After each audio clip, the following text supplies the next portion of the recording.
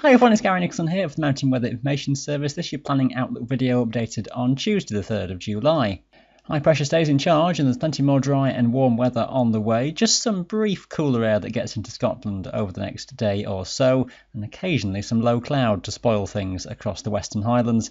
Otherwise, there's plenty of warm sunshine on offer and no real change at the moment as we head towards mid-month.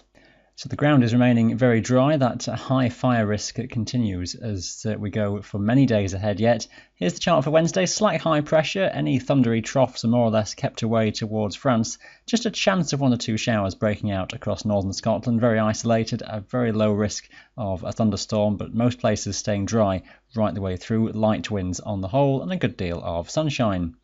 A weak cold front then that appears from the northwest overnight into Thursday just brings some low cloud, particularly across the western mountains of Scotland. Some banks of cloud drifting inland during the daytime on Thursday. Nothing really on that front. It might trigger a local shower, but essentially it's just a zone of cloud which will break up from the west as time goes on, to an improving story across Scotland.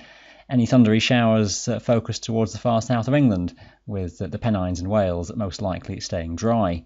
High pressure rebuilds then through into Friday, just drawing in something of a south-southwesterly into the Western Highlands, which may well bring some banks of low cloud there. Otherwise a fair day, light winds and with a good amount of sunshine in prospect again.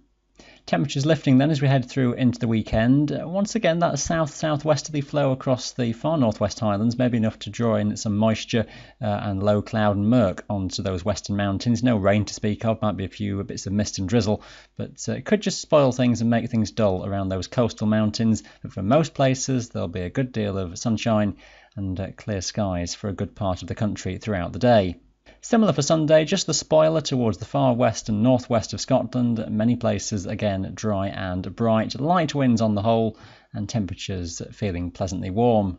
Now this chart shows you the jet stream, and it's the wind flow at above 30,000 feet in the atmosphere, so way up in the atmosphere on this chart. And this is over the weekend. We've got the big cell of high pressure that's over the top of the British Isles. The main jet stream is pushing to the north of Scotland, as it has been for some time now already. But it's just a little bit nearer than it was, and it's just allowing that feed of air off the Atlantic to try and drift in, and that'll be a theme even into early next week.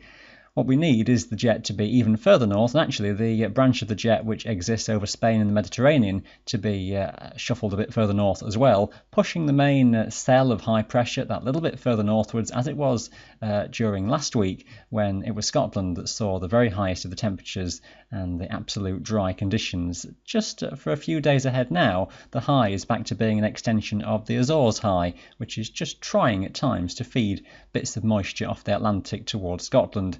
Little or no rain, but may just be bringing that spoiler of low cloud.